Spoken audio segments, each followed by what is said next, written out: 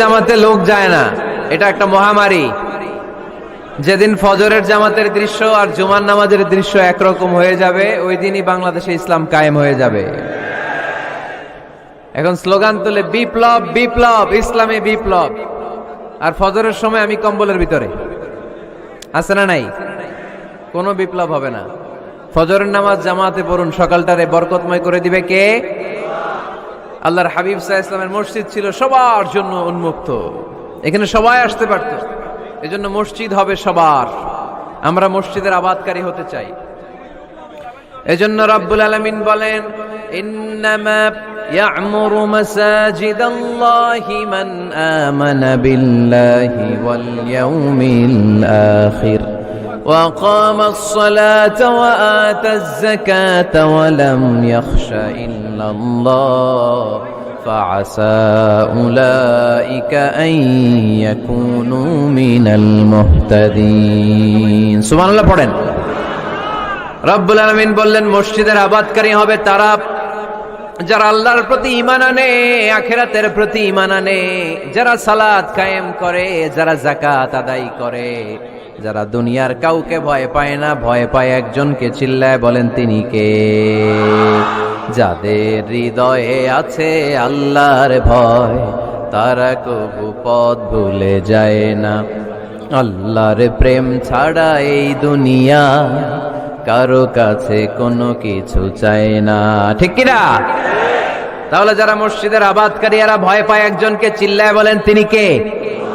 মসজিদের আবাদকারীদের প্রথম গুণ, তারা আল্লাহ বিশ্বাস করে, তারা আখিরাতে বিশ্বাস করে, তারা সালাত কায়েম করে, তারা যাকাত আদায় করে, তারা আল্লাহ ছাড়া পৃথিবীর কাউরে ভয় পায় না। আল্লাহ বলেন, ফাআসা উলাইকা আন ইয়াকুনু মিনাল মুহতাদিন। আশা করা যায় তারাই হলো হেদায়েতের রাস্তার উপরে আছে, ঠিক কি না? তারাই মসজিদের আবাদকারী, যারা মসজিদে যায়, সালাত আদায় করে। এখন মসজিদের আবাদকারী আপনি হতে চান, আপনি মসজিদে যান না, আপনি আবাদকারী হতে পারবেন? মসজিদের অনেক সভাপতি আছে, মসজিদে যায় না, আছে না নাই? মৌলভীবাজার এই সমস্যা বোধহয় নাই। মসজিদের সেক্রেটারি মসজিদে যায় না, আছে না নাই? তাহলে হইলো, এটা হইলো, এটা মেনে নেওয়া যায়? এজন্য সভাপতি সাহেবরা, আপনি কষ্ট করে মসজিদ বানিয়েছেন, মসজিদে যাবেন। এই কথা বলেন কেন? এত দিকে বিশৃঙ্খলা হইলে কেমন হবে? বসেন আর অল্প কয়েক মিনিট। সভাপতি সাহেব আপনি মসজিদে যাবেন, সেক্রেটারি সাহেব আপনি মসজিদে যাবেন, তাহলে আপনি সঠিক মসজিদের আবাদকারী হবেন, ঠিক কিনা? আমরা মসজিদের আবাদকারী হতে চাই ইনশাআল্লাহ। পড়েন উমরানুল মাসাজিদ। মসজিদের আবাদ কি করে করতে হয়? মসজিদ আবাদ করার এক নাম্বার মাধ্যম হচ্ছে মসজিদ নির্মাণ করা। কি করা? নির্মাণ করা। খেয়াল করবেন, আল্লাহর হাবিব সাল্লাল্লাহু আলাইহি ওয়াসাল্লাম বলেছেন, মান বানা মসজিদান মিন মালিহি ফিদ দুনিয়া বানাল্লাহু লাহু বাইতান ফিল জান্নাহ। যে ব্যক্তি নিজের পকেটের টাকা খরচ করে দুনিয়াতে মসজিদ বানায়, আল্লাহ তাআলা তার জন্য জান্নাতে ঘর বানায়। 60টা জিনিস মানুষ মরে যাওয়ার পরে তার কবরে পৌঁছতে থাকে। ইন্না মিম্মা ইয়ালহাকুল মুমিন মিন হাসানাতিহি বা'দা মাউতিহি। মানুষ মরে যাওয়ার পরেও যে 60টা জিনিস তার কবরে পৌঁছায়, তার মধ্যে একটা হচ্ছে মসজিদান বানাহু। সে যে মসজিদ বানিয়ে গিয়েছে, ওই মসজিদের সওয়াব। সুবহানাল্লাহ পড়েন।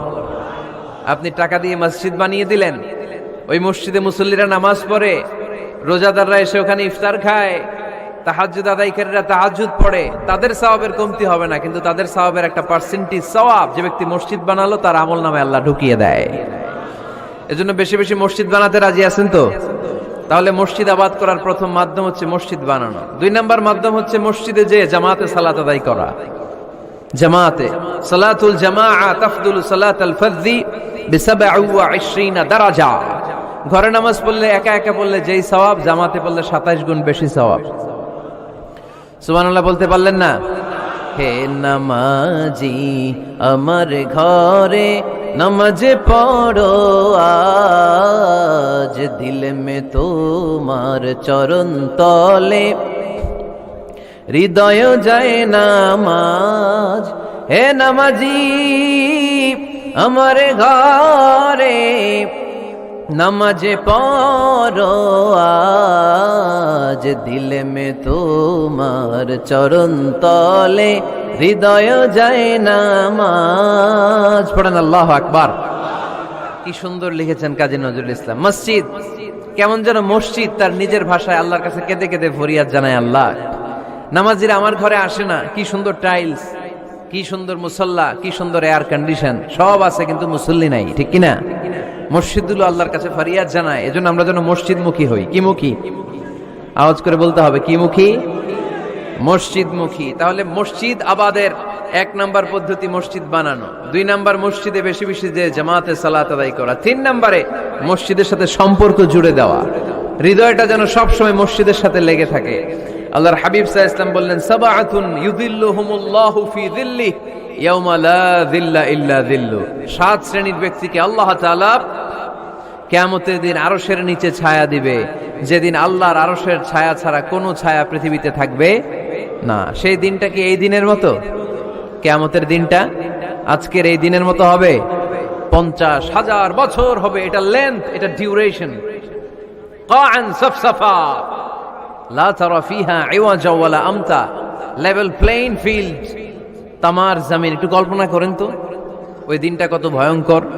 বাবা ছেলেরে চিনবে না ওই দিন, ছেলে বাবারে চিনবে না, স্ত্রী স্বামীকে চিনবে না, স্বামী স্ত্রীকে চিনবে না, পীর সাহেব মুরিদ চিনবে না, মুরিদ পীর সাহেবকে চিনবে না, নেতা কর্মীকে চিনবে না, কর্মী নেতাকে চিনবে না। হায় হায়, ইয়া নাফসি বলে কাঁদবে। সূর্যটা মাথার কাছে চলে আসবে, সূর্যের তাপে মাথার মগজগুলো গলে গলে নাকের ছিদ্র আর কানের ছিদ্র দিয়ে টপ টপ করে বেয়ে বেয়ে পড়বে।